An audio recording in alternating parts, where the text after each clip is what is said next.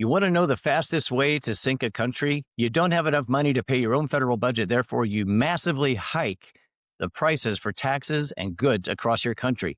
Don't believe me? Just ask Venezuela. Check back to 1989 and see how that went.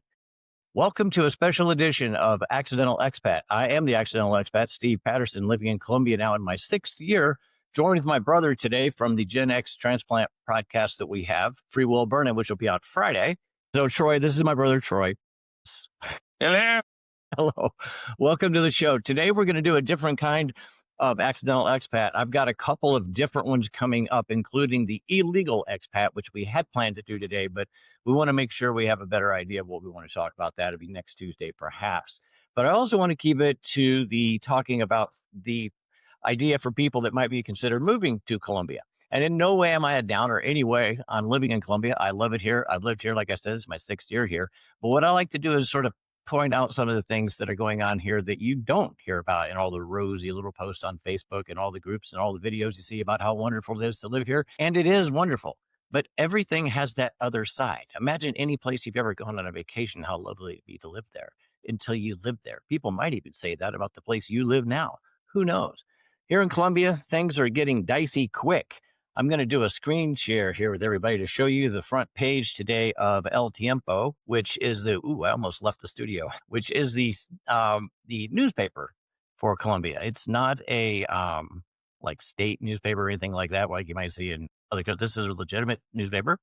And you can see here, I've got it translated into English.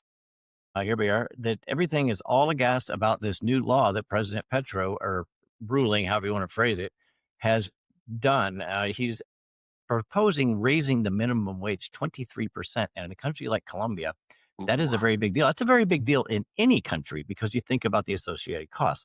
We'll get into a little bit about that right now. So basically, over the last couple of days, the Colombian government has been talking about setting the 2026 minimum wage by decree. There's a lot of noise flying around right now. We're still trying to figure out exactly where it's going to fall, whether it's even going to pass. But the fact that it's out there, just like I've pointed out in other things, once the spark is lit, smoke is going, depending on how it's blown, it could get bigger, it could go out. So I've heard everything is going to be 24 million pesos, which would be insane, going up to something like 20-something percent, 23%. As we see here, it's actually on this, as of yesterday, we're theorizing now, but this one you see here, it says 23%. So basically right now, without getting into how this converts as far as dollars, it's going to sound crazy to hear these numbers. Colombia's monthly income right now is about 1.4 million pesos, okay?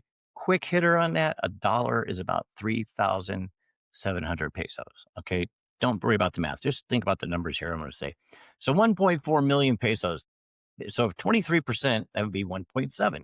But there's an article here that I was looking earlier. It actually itemized it out down for the employers. There's all kinds of other things. You have to have transportation allowance. You have to have like grant. It said just like grant was one of them. I don't even know what that is. They had all kinds of matching funds, there was Social Security, all these various things. I mean, there was literally like 8 or 9 things that the employer is going to have to add in addition to the pay itself. And so this is going to wreak havoc on ma and pa's. Getting back to that illusion I said about Venezuela, similar thing happened there. Once Chavez had managed, once the oil thing hit and they could no longer sell their oil, the myth was gone of being rich forever. Then the way that they did that is they just massively raised prices and they devalued, blah, blah, blah. However, it ended up panic in the streets because people didn't have money in their pocket. So now, in addition to the 23% here, I did see also where they're adding, I forget the number, don't quote me, it was something like 18%, maybe 15% on alcohol and gambling. So now I mean, I'm not going to get doom and gloomy or being a drug and alcohol counselor also. Now you get everybody fired up and they're going to have to pay more for their Club Colombia or whatever beer it is that they drink. That's the major beer here. It's a fun tax. It's a fun tax, right? And the big thing is here, as you can see from all this stuff, is that it's going to wreak havoc. It's going to drive inflation, squeeze small businesses, turn minimum wage into something people can't actually receive. And you also have to take into consideration, okay, wild card for Colombia.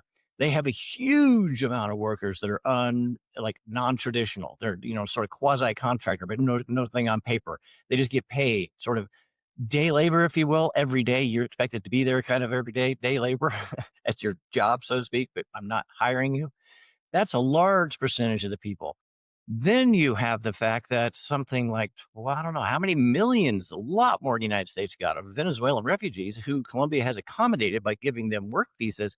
They take a lot of those kind of jobs. So there's no animosity here. I'm not trying to say there is between local Colombians and Venezuelans, not like anything elsewhere. In fact, it's really not even detected. I don't even know if I've even, not even a thing. It's pretty much everybody's here. Nobody asks questions. If you're doing something, you're doing something, blah, blah, blah. That's it. There's no, those stereotypes don't exist like that down here, not even racially to some extent. I'm sure some people would say otherwise, but it's not a thing, so to speak, like it's a thing in the United States. Troy, I'm babbling on right now, but just hearing, excuse me, I'm not babbling on, but I'm hogging the time here. I invited you to be on here. You're one of these men in the United States, Gen X age, at the top end of it. Not all Gen Xers are thinking retirement just yet, but it's on their plan. They're on their mind, perhaps. What are they going to do? We've talked about the disillusionment of Gen X men right now in the United States. Perhaps a move overseas might be something appealing. There's a lot of guys doing that. You are one of them. When you've talked to me about moving to Colombia over the last couple of months, we did just at Christmas. I tell you about, the realities of it and also how wonderful it is. I tell you, no matter what I'm saying, I'm by no means trying to write it off. But how does this land to see this kind of thing can just arbitrarily be done by decree on a Tuesday under the guise of an economic emergency that allows you to do this? That's gonna make the cost of everything go up. That's what it's done here in the United States, and as far as the workers making more money, they're not going to because they're gonna cut their hours. That's what they're doing here. It's closing a lot of those, minimum wage entry-level jobs are becoming non-existent because employers can't afford to pay that high price. So, Right. I think it's gonna be a disaster for Colombia myself. Right. And folks out there listening, I'm going to arbitrarily throw out a stat here. It's got to be something close. But the line of so called middle class in the United States, remember the United States, or excuse me, in Colombia, in the United States, it used to be very discernible. You could tell what the middle class was. That's become kind of muddled, but for the most part, we know what middle class generally means now. And it's a large portion of society if you really think about it. Here, it starts much higher, probably like at the 95th percentile. I would be it might even be higher. And all the rest of those people, this is them. So on top of this, maybe they have reduced hours. Maybe they get paid a little more, but the residual rise in all the other costs. You don't think they're going to, I mean, think about it. Employers, when it comes to tariffs, taxes, they pass that stuff on to the consumer. And so again, and now you're going to make their beer more expensive or their rum or whatever. And I'm not trying to say everybody, but you get my drift here. These are not well thought out policies if you want to, quote, keep the peace potentially. Yeah, yeah, it's gonna be a disaster. I don't understand how it's happening, and it seems to be worldwide. Who's in control of this? That's what I'd like to know. Are Who's you pulling the strings? okay? Well, let's switch gears a little bit then. Okay. So let's talk. Okay. So expats in other countries, I'm sure, are experiencing similar kind of things. We'll keep it on that, for Okay. those that, particularly those that go outside the mainstream. I'm still in the mainstream of expat experiences. If you want to think of an expat as being a person that lives submerged in the culture with some form of residency or something very similar to that. Being a digital nomad here on a visa, if you do it back to back to back to back to back for a long time, hey, no difference. I mean, but where I draw the line on some of these things, even people that contract overseas, if you live on a military installation or at a campus of your Microsoft thing or whatever it might be, or only in a digital nomad community and all those things, you're basically just a tourist that happens to be there for a longer period of time than other people. Once you live, quote, outside the wire, when you're living among the people, with the people, doing the things. I don't speak Spanish fluently. I'm not sitting here saying I'm some kind of master assimilator into Colombian culture, but I know how to get around. I know I have all kinds of people. I walk through the store, the people at the store saying hello. I'm able to carry on enough of a conversation. A lot of them speak a little bit of English. We get it done. And I celebrate all the holidays. I do all the things. I love Colombian football team, and I've been to see some of the local teams matches in the cities I've lived in. So it's not like that. And I'm sort of getting off on a tangent here, but for those kind of expats that do live in non-mainstream places, outside of Latin America, Europe, Southeast Asia, perhaps Australia, if you've spent time in a place like Africa, some random place in Africa, outside of maybe South Africa, I'm sure they go through stuff like this quite often. Hey, let's change gears for a second. Did you see where the United States, when it comes to visas, I forget the number, I don't know, maybe 15, 20, that they forbidden, that no more visas are coming from there. The vast majority of these countries are in Africa, and I think three of them might be Latin America, probably Venezuela, maybe something like Nicaragua, and probably Cuba, maybe. And again, I'm just pulling this out. But anyway, what I thought was interesting about that is I'm watching a digital nomad or something, probably not, well, an expat, I guess, an expat. He's living in like one of them, like Angola, something like that. He's an American and he's with his wife and she's from there. And their visas, the whole thing just got canceled. And Wow. now but here's the kicker, those same countries, just like yesterday or the day before, have reciprocated and are evicting and canceling visas of all Americans. So this couple will have to find a third country, one that Angola can get into, which I imagine would be the dicier of the two as far as where to go, as far as getting in. I'm talking about, passport power. But it might so be that that one's more aligned with the quote other team. If now getting back to this sort of who's doing this globally, like for instance, if you're on the good guy list with North Korea, you got some places you can go that maybe I, as the United States person, can't go, vice versa. So that's interesting.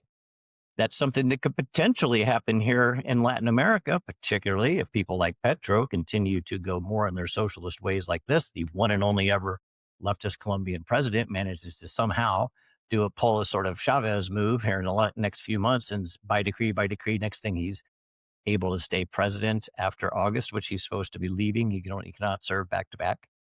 He's currently serving. So he'll be out. So Colombia will most likely go back to the right side of the aisle, so to speak, which is more of a middle conservative type thing here. They're called the conservative Democrats, I believe. But at any rate, yes, I mean, if there's a global powers that be that are trying to sway this, and certainly they could be when you look at just the United States versus the communist power, the left, the socialist type, whatever you want to call that, it's certainly going to wreak havoc on a lot of people's not only relationships, but options. Like, what if you move to a country and it suddenly they change the laws and you bought a house there and you own property and suddenly you don't? I mean, these are the realities of expatting. Boy, Yeah. And that's not good.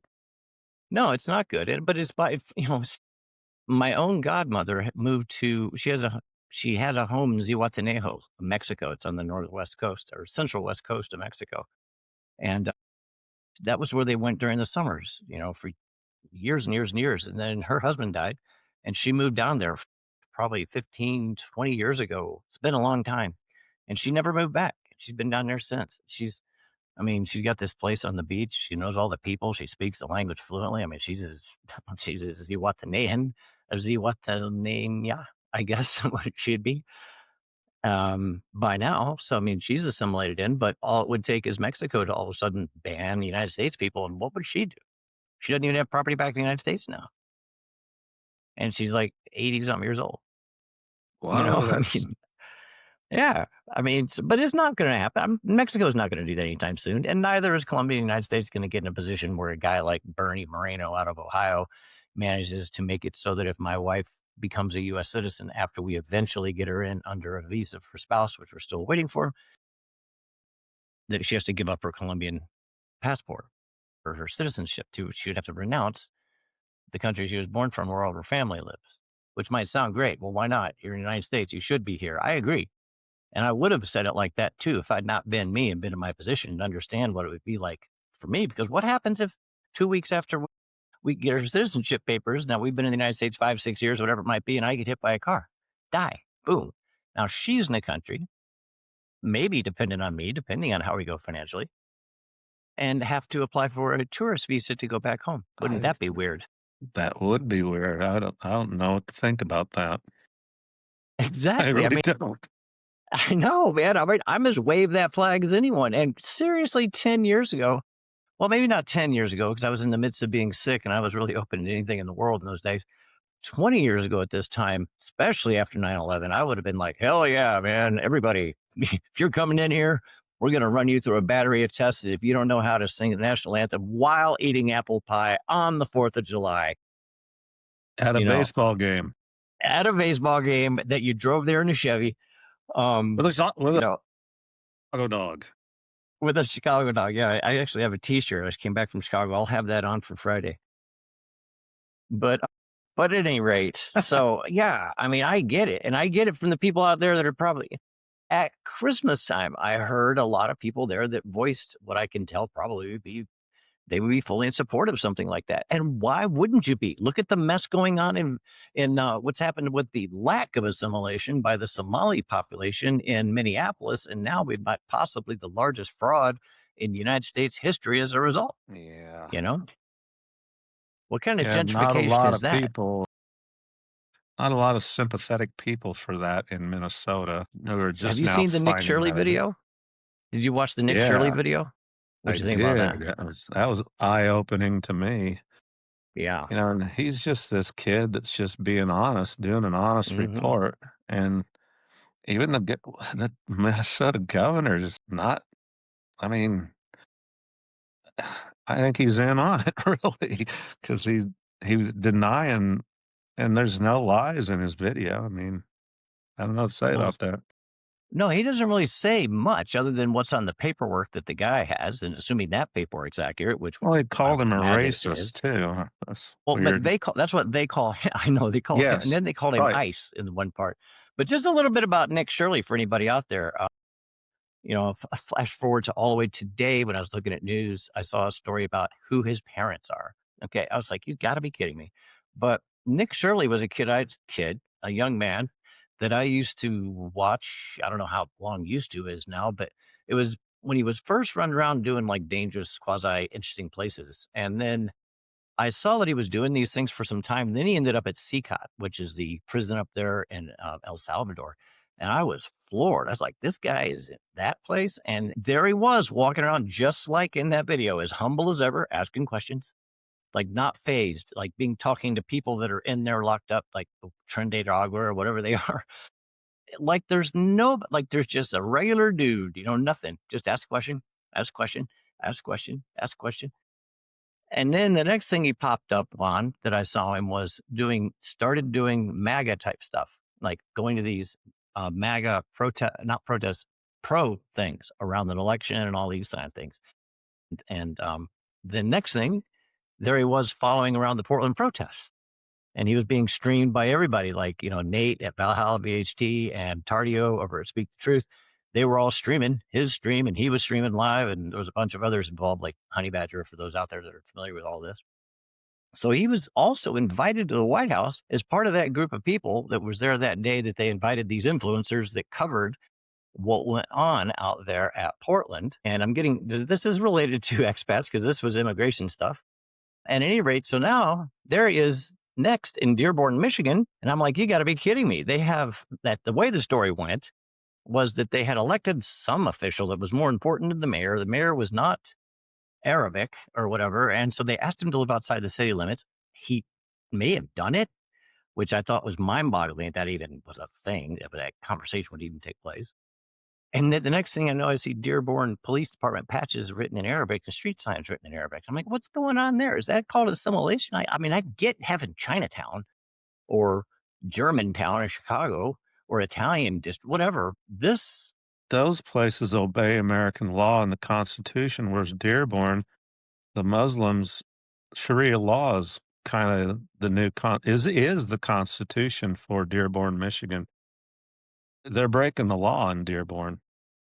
exactly. They're not assimilating. That's the thing No. to some degree. Like I said, I'm not Colombian by any measure and I never will be. And I don't pretend to be. I am what I am, whatever that is. But I do enjoy the heck out of living here, and I do all the things they do, and I love it. I've even been to the bullfight. I actually went to a bullfight in Yes. Manizales back in like 2023 in January. I did not post pictures of that on Facebook because one that I tried, it was blocked. Did the There bull was win? no, the bull. No, there was lots of bulls. There was probably 20, 15 bulls that day. No, they didn't win. They never do. There was one though there was one that they voted to let live. Oh, They did the really? thumbs up, thumbs down thing. Yeah, Like that the emperor? one badass bull. So he had some more time to go make little bulls, I guess. But but anyway, so yeah, Dearborn, that's a mess. That is what we're going to talk about in a few when some point. We're talking about the illegal expat.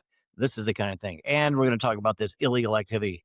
Well, that's kind of illegal and a flag, like a cultural flag, with lack of assimilation. This one up in with the Somalis, now that is outright fraud. That's breaking American law. There's probably all kinds of violations we don't even know about going on. That's illegal activity by an expat community. And we got to call it what it is. It's also now, since gentrification only goes one way, like racism seems to do, we'll have reverse gentrification. So when they move in, the property value goes down, right? Because if I move in someplace, I gentrify it and the property value goes up. So then that's what's happening. They're destroying, I think St. Paul, the people of Minnesota would agree. And I think that something will be done with that. But I want to say in closing on this, I said we're going to come back and talk about Venezuelans. We did not mention Venezuelans in this whole thing because in no way at all do I see Latin America as a threat in the same way as we're talking here. In fact, I don't see Latin America as a threat at all if we could get our own No. act together as far as borders and policing them. We're having to catch up, perhaps. But once that's in place, Latin America, again, the cultural difference is a whisper, really. It's a language mostly, but the Yep. holidays are the same. It's a Europe. It's Western European. I mean, look, they're almost all Catholics. I mean, Yes, they're Christian. Yeah, I mean, they share all family, the the same law, values. exactly, and they like our stuff too, and they're exposed to it. And we like their stuff as well. I mean, it's a very healthy cultural exchange that can, coexist, but also mingle in ways that really makes both better. Particularly the United States and Mexico, I think, would really benefit the most by this if they ever get their act together. But Mexico has a long way to go on that, though. But anyway, this was an impromptu, and largely me, because this is usually just me on this one. But Troy, I wanted you to be here. Do you have any other thoughts on all of this before we get out of this? We'll come back on Friday and talk more about it. No? Does, Colombia have a problem with the Somalian immigrants down there? Nope. No, Would I've they even thought that allow it? through. I don't think they'd even allow it. I've thought that through. I mean, it would all. I don't even know how that would work. There's the whole system is just not in place for that to even be there. First off, Good. there's nowhere you're Keep going it to be that way. defrauding the government. You're not going to be defrauding the government. Now you might be here illegally, but again, that's on you. You better be paying for your own food each day and not committing a crime. So, I mean, if somebody wanted to do that, they probably could. But what they couldn't do is come here and start changing the culture. It'd be, I mean, I'm not saying that we're weak in the United States, but we open ourselves up to it by letting this stuff happen like this under our very liberal, nice laws. Liberal being in the good way, not in the political way. Yeah. I They, mean, we're a liberty, that's Statue of Liberty and all that. And that should be fine, but we're being taken advantage of. And the institutional lack of control at the top is who we need to point the fingers at here. You can't well, they, blame people for taking up on opportunity. You can blame them for committing a crime. But at the end of the day, it's the gatekeeper. That's the one we got to look at. And that should be the federal government. I think that Minnesota recently changed their state flag and it resembles the Somali flag. I don't know if you heard that. It's a little bit I did. strange. Yes, no, it is true. But the thing is about that, you got to do the sync of the clock. That was Yep. something that was approved. That was just something that was approved by regular Minnesotans, so to speak, Mhm. a couple of years ago to symbolize the North Star and all this other stuff. And it's Right. just by chance, according to the Snopes treatment of this, that then later then it does look like it. But on that note, I will say this to my Somali friend. Now that your country has officially been recognized by Israel as a real country, congratulations. Round of applause is due for the Somalian nation, or Republic of Somalia, or whatever it is. They now have their own country. Therefore, you no longer need to have refugee status in the United States. Therefore, you can go home Stay home. or assimilate or legally be here. I mean, obviously some people are going to be convicted of some kind of crimes here. It's panning out to be the largest healthcare fraud or fraud in general, public fraud in Yeah, U.S. this is history. gonna If get it pans really, over $100 million. really meaty. Really This interesting here to dwarfs, see. just look, here's an interesting angle. We're talking money on par with what we're the war on the cartels. The United States make about 24 to 48 billion dollars a year. If this was 100 billion, as much as they're saying over since 2018, it's not quite that money, but it's in the ballpark. So we're talking Yes. something that is a fraud level yearly in the United States is the same amount as the gross, how much we pay in to buy drugs, illegal drugs as customers in the United States. It's the whole country. These are Minnesotans that are paying. Just one state's paying for all this. I saw that. 16 it was like somebody did the math. Somebody did the math. $1,600 per Minnesotan Hey, I a want my year. money back. Did you live there during this time? Well, when they changed the flag, I was there and I was against it, as a lot of my Minnesota friends were. They didn't know, don't do that. Well, then let's fact check. When did you move? I've been here 2 years, so 23. Okay, so they changed the flag prior to that. I don't know when the Somali thing became a big deal, but Well, anyway. I don't know when they changed. I do remember it being an issue when I was there. Okay, well, it must. All right. We Okay, will look so it into must. that. We'll look into somebody from Minnesota. One of our Gen X not or not a transplant. Oh, if you have a transplant from Minnesota, that'd be great. But anybody from Gen X out there, if you want to chime in on that, yeah, that's about all we have on this one. We're going to pick back up on Friday and talk a little bit more about Venezuela, but in a more lighthearted way. And we're going to also talk about some other expat type stuff, but in a Gen X way, in a lighthearted way. And then we have some spooky things we're going to talk about. You ready for that on Friday, Troy? I'm ready for that one. You're ready for that one. We haven't even Yeah. talked about the fact that we saw each other. We'll open up the show, talk a little bit more about what it was like seeing each other. Troubling news on the front of Colombia when they start doing things overnight, like hiking up taxes, welfare jumping 23% and minimum wage, Yeah, when arbitrarily putting new taxes. they're being sneaky, they're doing something they know the people probably won't like. Traditionally, Yep. worldwide, that's been kind of the Maybe case. next week.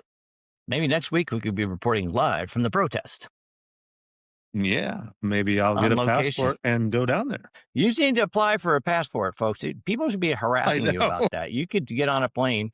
You're single. I'm not even single anymore. All right, Yeah, man. I'll do that. We're out of here. Alright, bye. Everybody out there, thanks a lot. If you like this content, let us know. We'll keep it going. I will have more on the expat stuff. I would really like to know what people would like to hear about. I accidentally replied to a post I thought was a reply to one of my posts. Somebody said something about the city of Pareda, Colombia, which is where I just moved from last summer, but it wasn't. Alas, it was something else I'd replied to. It's on somebody else's thread. But if you are interested in moving to Colombia, particularly to the coffee region, feel free to ask any questions below. I do love it here. I'm just, again, you can find all the Rosebud articles out there and videos about it all the time. And I'm not one of these guys that has titles of it, where to find the prettiest girls in Colombia type of stuff. That's not my kind of expat vibe. I mean, you know what I mean. That's for the 20 somethings, I guess, at this point in my life, or maybe not. I'm not saying. I mean, if you're single and you're in your 50s, it could be you. But I'm not that guy. There's plenty of channels for that. So, oh, hey, notice I'm sporting this pyramid spikes. Remember those from the old heavy metal days? I had belts and, wristbands. My guitar strap was pyramid spiked that wide. Wider than my head. Remember that thing? That There we guitar go. strap? So now we can say we also today in this expat we talked about pyramid spikes and what else Belts, behind you on the guitar wall. straps. Huh? Behind you on the wall. Marshall. Marshalls. We talk about expats, trouble in Colombia, and Marshall amps Let me put it in a that frame for you. Randy Rhodes played through. Is that a heart over Marshall? That's a heart over Marshall. All right, folks, Love that's my it for Marshall. this episode. Like, comment, subscribe, all that kind of stuff. It really helps. And please ask some questions or comment or make any kind of thing you want down there. Let us know Yes. how we're doing. Let us know what we can talk about next. Troy, I'll see you on Friday. Yeah. All right, everybody, take it easy, man.